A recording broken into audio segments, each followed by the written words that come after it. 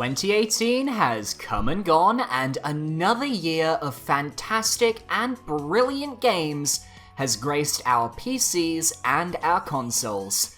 We are honestly so lucky to live in a generation where video games as a medium is flourishing so heavily, and I genuinely find myself quite blessed in a sense to be alive at this point in time to experience some of the amazing content that's been created across 2018. We've had some real crackers this year, and 2018 was special for me because this year is the year my channel really took off. It enabled me to purchase a PS4 Pro, I was able to keep up with a lot more games this year, and I think going into 2019, it's going to make picking a top 5 for these annual lists a hell of a lot harder moving forwards.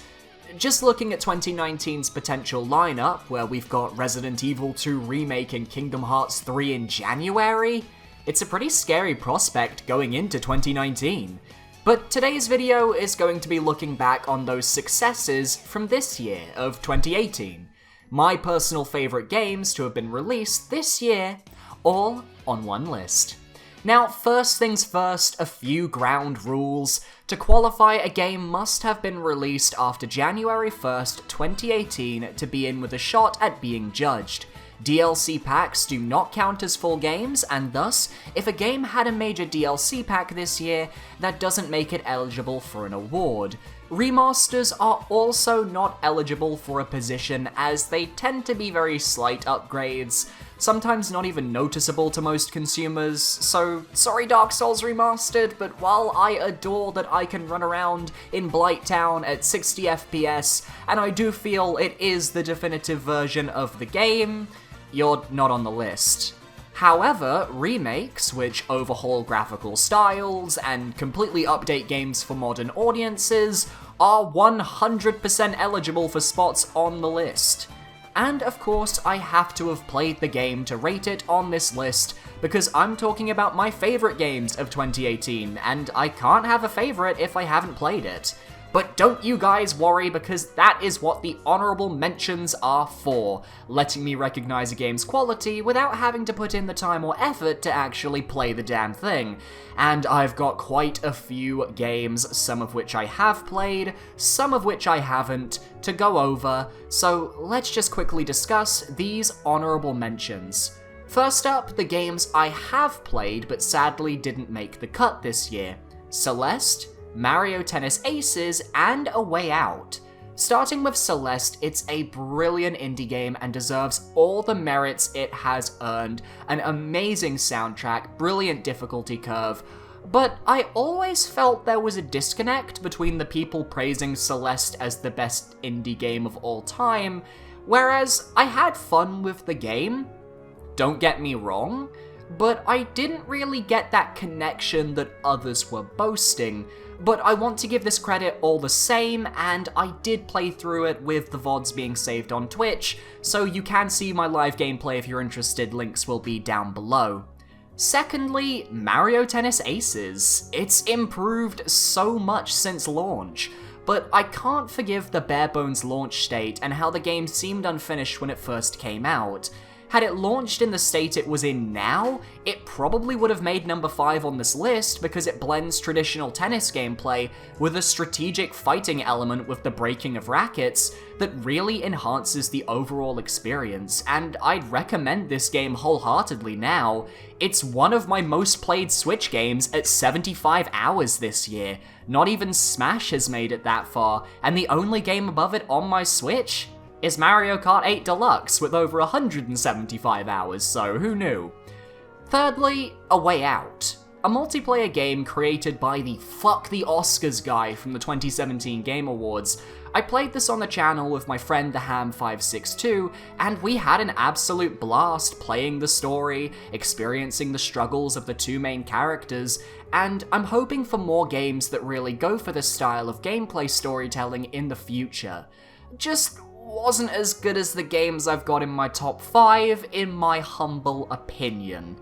As for games I haven't played this year that I want to recognise for their quality, I want to give massive shoutouts to Red Dead Redemption 2, God of War for the PS4, Monster Hunter World, and Spider-Man for the PS4. All of these games have open world elements and are just massive spectacles to witness and explore. Red Dead goes for a more realistic approach, and while it's honestly not my cup of tea, I have to admire the passion that went into the game and the sense of realism that it brings. God of War for the PS4 I've actually ordered. I really want to play it as it feels like it kept the spirit of the original games, but updated the presentation and story from just generic Angry Greek Spartan to Angry Greek Spartan with a son. I'm very excited to play it. Monster Hunter World comes from a classic series that is addicting and exciting to play, and this is another game I have ordered that I really want to try out when I get the chance. And Spider-Man for the PS4. Spider-Man is my favorite superhero, and I've seen the gameplay of this game and it looks stunning. It actually came with my PS4 Pro, I've just not got around to playing the game yet, but I imagine had I played it easily it would probably be in my top 3, but I've got to be fair to my list's rules. So anyway, with the honourable mentions out of the way, it is time to get into the main list. If you like the look of any of the games I list in my top 5, make sure to check the description for links to their Amazon pages down below, so that you can purchase the games yourself if you're interested. Without further ado, let us begin.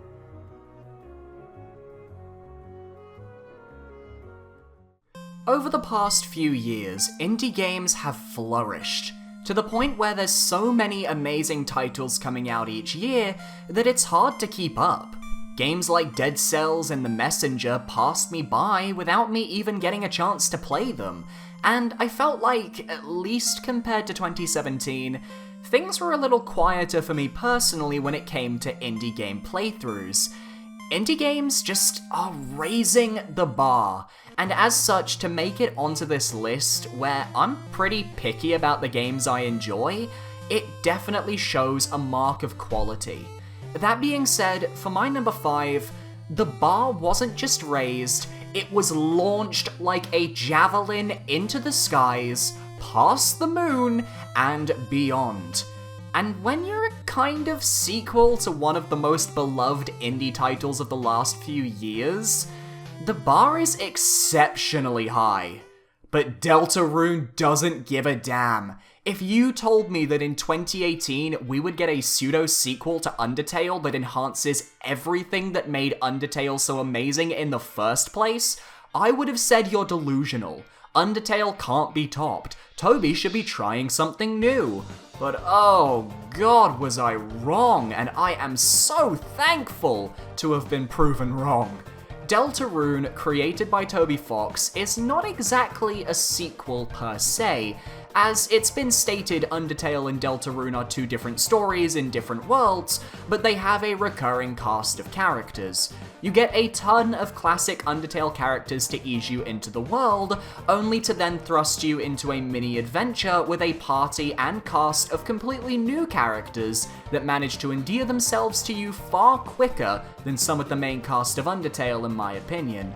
Gone is the monochromatic battle screen, and in is a fully fledged RPG battle system with dynamic fights, moves that cover the entire screen, multiple party members, status moves, lots of hugging.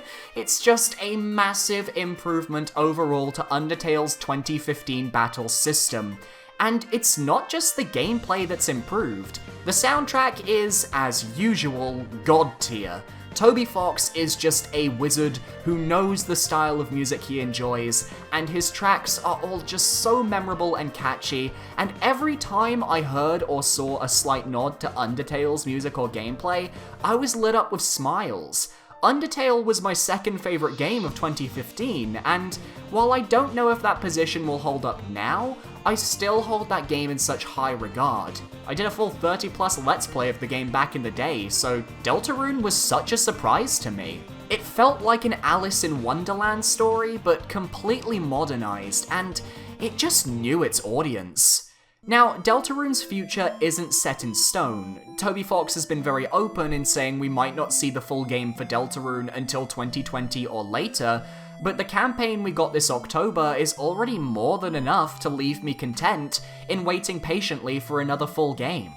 It's such high quality, and for people who don't have as much time to play video games, it's a perfectly content, self-contained story that you can enjoy, no prior knowledge of Undertale needed, though it's certainly a way of enhancing the experience.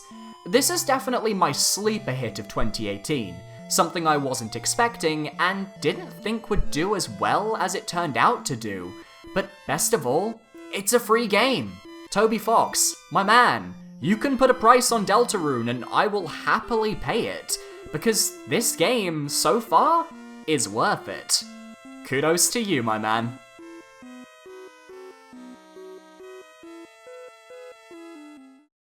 Some video games are ambitious, some too ambitious.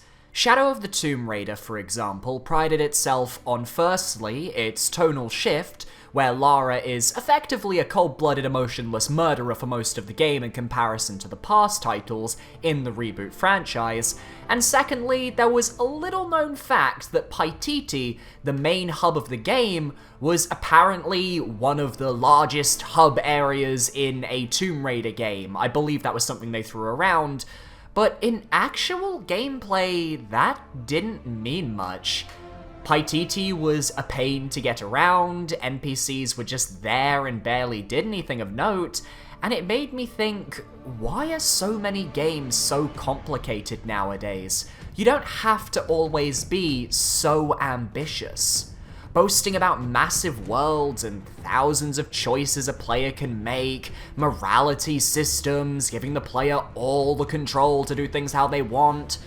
Sometimes games are an interactive story where you control all the pieces, but sometimes games are an experience.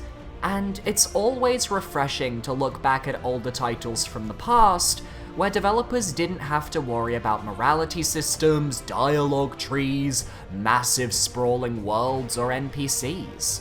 Because 2018 showed that even 12 years after its initial release, there's a specific game that has none of those extra necessities, and yet it is still as perfect as it ever was. Just you, your horse, and 16 Colossi. Yep, I'm talking about the 2018 remake of Shadow of the Colossus for the PS4. My second favourite game of all time, might I add, that got remade this year. Billy, if Shadow of the Colossus is your second favourite game of all time, it should be at number 1 on this list, right? Well, no. Shadow of the Colossus is a phenomenal game, but I've already sung its praises in other videos, and I do want to share the love this year. There are other games out there that I think need to be highlighted in a higher position as well. That being said, if you've never played Shadow of the Colossus, why should you? Well, firstly, Shadow of the Colossus is made by the people who created The Last Guardian, and I'm sure there's a lot of people out there who maybe played that game and enjoyed it, but who never knew about Shadow of the Colossus. The gameplay is simple. You are a man with a bow, a sword, a horse, and your job is to explore the Forbidden Lands and kill 16 creatures known as Colossi, which are effectively boss battles with puzzling platform elements. Each boss is its own puzzle to solve, figuring out how to get onto each Colossus to hack at their weak points, how to get to every Colossus in the game, the variety of different locales and fights, etc. Because the game's only objective is to kill these 16 creatures, all the care and thought in the world went into making these fights as impactful and enjoyable as possible. But it's also the experience that makes this game worthwhile. You may have heard people discussing Shadow of the Colossus in the context of video games being art, or in the context of how games can make you think beyond the gameplay, and these discussions are completely valid. Back in the PlayStation 2 era when Shadow of the Colossus first released, it was a groundbreaking technical marvel, and looked absolutely stunning. Nowadays, it's one of the best looking titles on the PlayStation 4, bar none. And while I might sound like a preachy hipster here, the intense emotions that you feel as you kill each of these colossi, some of which are completely peaceful, and almost all of them have done nothing to make you want to kill them, aside from them being your objective, those feelings are something I urge players to experience. And with Ko Atani's legendary soundtrack accompanying your adventure, you're really going to find yourself immersed into this land, into this game, and into the adventure itself. If there is one game I urge the new generation of gamers to pick up, if they haven't experienced it already, it's Shadow of the Colossus on the PlayStation 4, and maybe Last Guardian as well, and even Ico if you have a PlayStation 3, because it was the original. It's my second favorite game of all time for a reason, guys, but it's not the best remake on this list, as you'll soon see.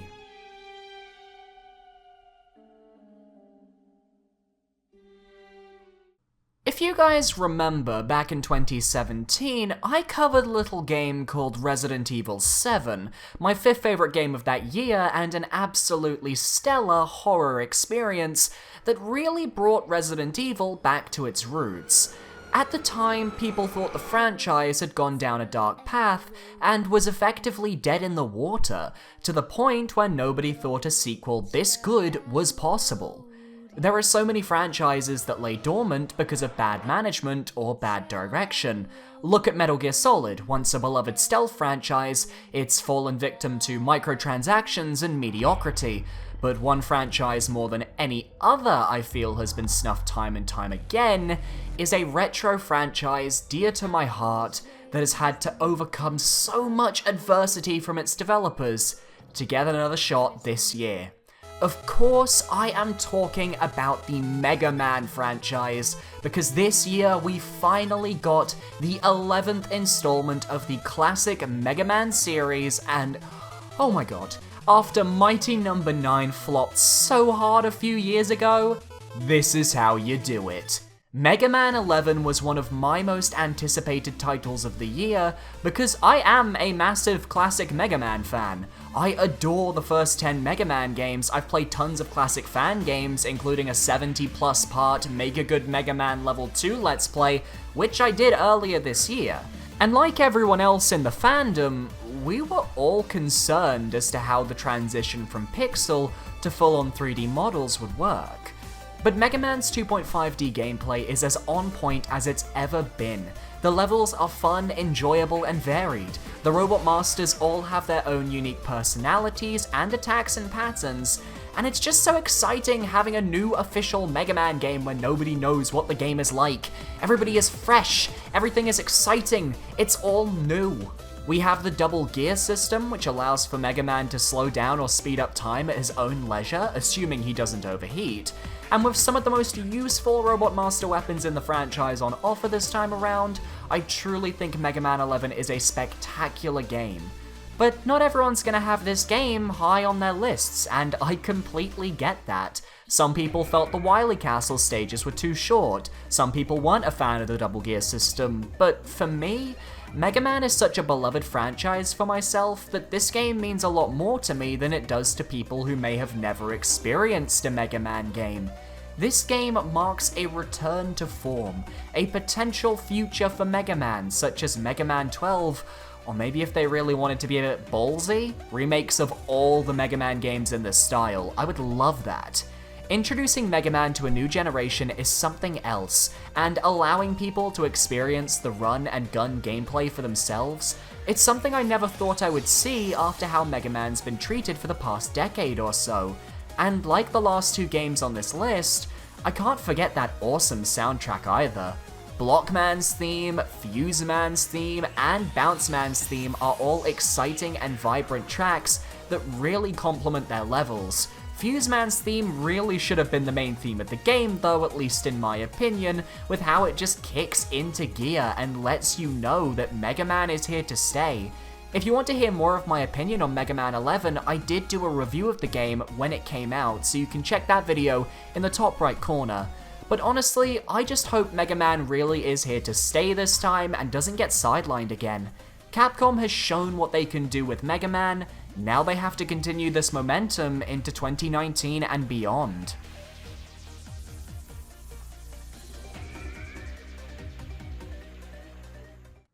As is the main theme of my last two entries, I'm a big fan of introducing older games to a new generation of gamers, showing people who were born just a little bit too late into the 2000s what I personally grew up with, the games I loved and enjoyed when I was their age. Last year, we got the revival of Crash Bandicoot, with an amazing remaster of the first three Crash games for the PS4 in a beautiful bundle.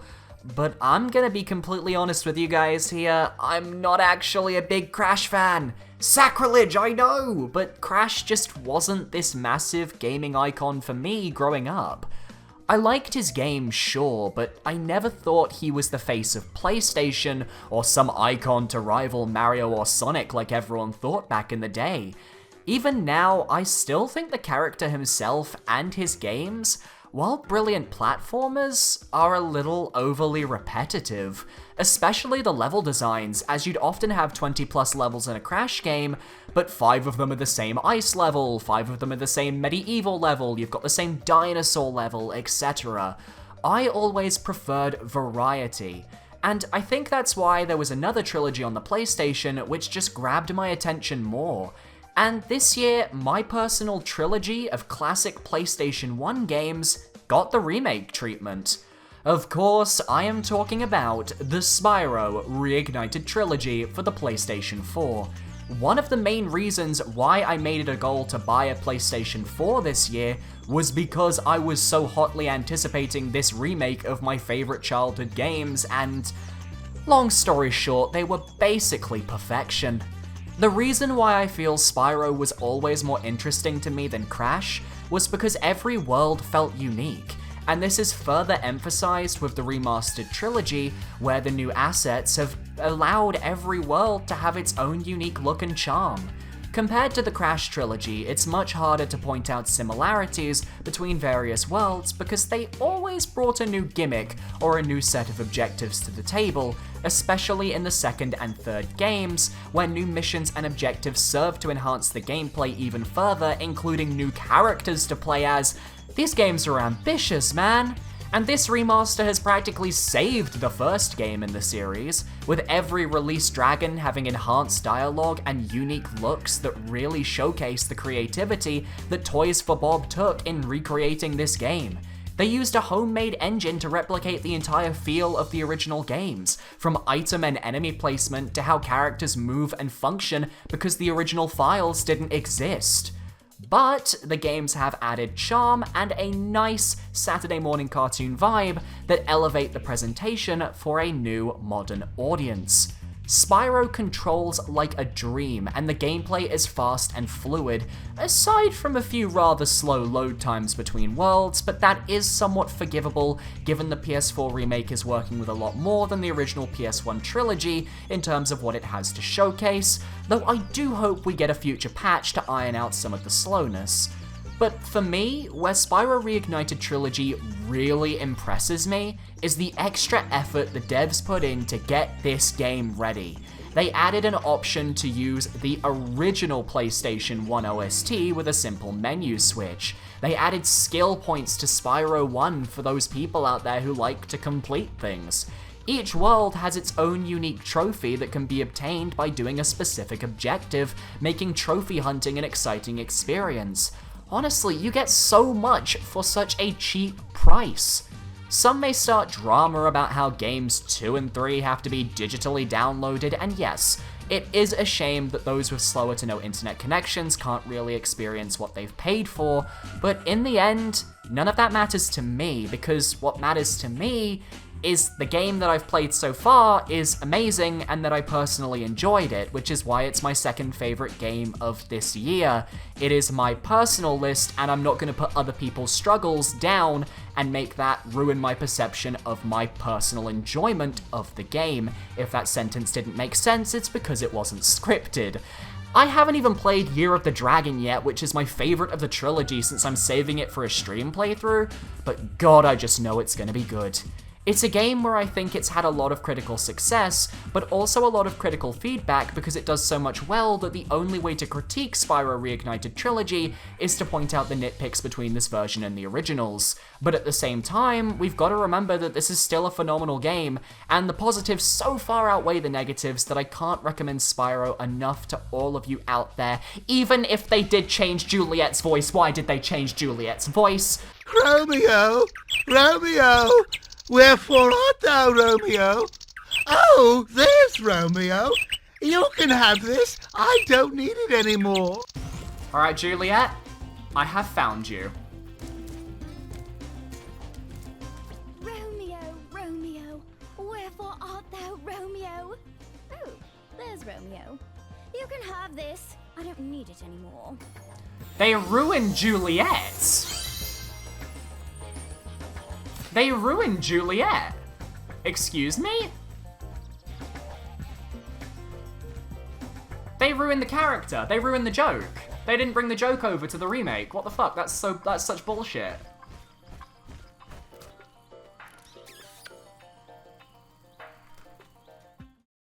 And so, we have reached the pinnacle of 2018's lineup of video games. My list is certainly my own. I can say that with a certainty, I doubt that anyone else out there has this exact top 5, because I know that the Red Deads and the God of Wars and the Dead Cells and the Celestes are going to dominate a lot of lists. It's why I tried to focus on what I really enjoyed this year, and not what the critics enjoyed, so to speak, because ultimately this is a personal list. That being said, everyone should know what my number 1 game is, but I'm not picking my top spot because the critics love it or someone else dictated my enjoyment of the game. I'm picking my number 1 because placing it any lower on this list would be doing a massive disservice to not only the game itself, which is phenomenal, but to the work that I have put in over the last half a year covering news, leaks, rates, and everything else under the sun. This game genuinely changed my life. No other game in 2018 can claim to have done that. Of course, my number 1 spot goes to Super Smash Bros. Ultimate, the biggest fighting game of all time, a truly ultimate game in size and scope, in roster and OST, in gameplay, and in variety. Super Smash Bros. Ultimate is not only my game of the year, but also the Switch's best-selling game of all time, Smash's best-selling game in the series of all time, and with the amount of copies sold, I don't think the momentum is slowing down anytime soon. But why should you give Smash a chance if, say, you're new to the franchise and haven't played a Smash game before? Well, firstly, Smash is a unique experience. The entire concept of launching fighters off of a stage with various flashy moves is something you don't get in classic Street Fighter or Tekken or Soul Calibur. The control schemes are pretty simple. You have the A button, the B button, plus your directional movements, and that's about it. Obviously, different inputs give you different moves, but every character controls the same, meaning once you've learned one character, you can apply the controls to everyone else on the roster while learning their moves. Most characters have a double jump, you have a shield, you have a grab, and you have a final smash. Have fun, kids! There's a massive amount of content within this game. From Classic Mode, which is a simple arcade mode where you face off against preset opponents on each character's route. There's Spirit Board, where you can fight classic Nintendo characters, being represented by the cast of Ultimate through various effects, palette swaps, stages, etc. You've got a great variety of party modes like Smashdown and Tournament for entertaining people, and it has basically everything from the past Smash games aside from a few stages and the Subspace Emissary, which is a Brawl exclusive mode, as well as a few modes that sadly couldn't make the swap. But you've got all the stages, all the fighters, everyone is here, but my personal favourite mode in the game is the story mode, and that's not exactly a popular opinion. World of Light is a Smash Bros. Story mode done right, but maybe not in terms of the story, but in terms of the gameplay. The gameplay is Smash Brothers. It's spirit battles on a massive watercolor world map with various objectives, dungeons, and bosses to defeat. While it can certainly take a lot of time to complete from start to finish, and the final hour can be a little bit confusing if you don't know what to do, I never found myself too terribly bored with the repetitive gameplay because Smash's gameplay is repetitive. It's a fighting game, that's kind of the point, it shouldn't be used as a negative. And the last third of the game, as well as some of the later dungeons in the mode, are absolutely out of this world. It's not a secret to say Dracula is a battle in the game, and his corresponding dungeon is an absolute treat for any Castlevania fan. And the last hour is mind-blowingly amazing. There's one specific moment right by the end of the story that had me shaking and screaming in my seat at 2 AM because when I got to this point, I was in shooketh. With the Switch's amazing success, now is the best time to get into Smash. You may feel overwhelmed by the choice at first, from the many items, Pokemon, assist trophies, and sheer roster size, but it's a game that gives back as long as you give to it. Give the game your time and you'll come out on the other side with a lot of satisfaction and a hell of a lot of enjoyment. But maybe fighting isn't your thing. Well, not only is Smash a video game, but it's also a glorified MP3 player of all your favorite classic music tracks from across gaming history. If you have a Switch, you can buy this game just so you can listen to the OST on your walk to work, because there's over 900 tracks you can listen, and you can listen to them all at your leisure, even when you're not playing the game, even with the screen turned off. The soundtrack is worth the price of admission alone, let's be real, guys. But for me, Smash Ultimate is more than the next Smash game. It changed my life by enhancing and improving my channel here on YouTube. How many of you started watching my channel because of my Smash content, be it a leak video or a Rate Their Chances video? I imagine that applies to the majority of you viewers watching. My channel was genuinely about to die in June, I was ready to give up, but life finds a way, and Smash Ultimate was my lifeline. I've had the best 6 months of my life, and I want to continue creating content for you guys, and this is all thanks to Smash, an absolutely fabulous game that has so much heart and soul poured into it that you can't give the game any less than the #1 spot. And with Joker from Persona 5 being added to the roster, come on, it is such a worthwhile purchase. Get the game, guys! Just buy it! Do it! Take the bullet! You'll be better for it! Super Smash Bros. Ultimate may be the obvious choice, but it's the obvious choice for a good reason, and is my favorite game of 2018. Thank you everybody for watching this video.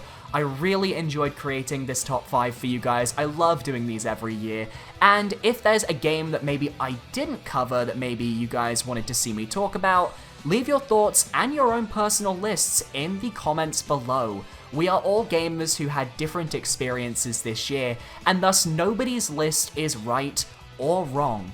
However, I do hope that you enjoyed this video and that you will consider leaving a like, comment, and subscribe. If you haven't already, please consider checking out my Discord down below, as I post updates every time I post a video, or start a stream on Twitch, which I am usually fairly active. It's been a slow month, but hey ho, what can you do? Kingdom Hearts has me in its tight damn grip! And of course, if you haven't already, consider checking out my Patreon. It's a great place to support the channel, and if you are a patron, you get little perks, such as being mentioned at the end of videos in the outro, you get mentioned in the description, and you get entered into a lovely giveaway, and the higher the perks, the higher the tier, the higher the perks, so it's pretty fun. Thanks for watching though, guys. I hope you guys enjoyed, and I will see you guys next time. Goodbye.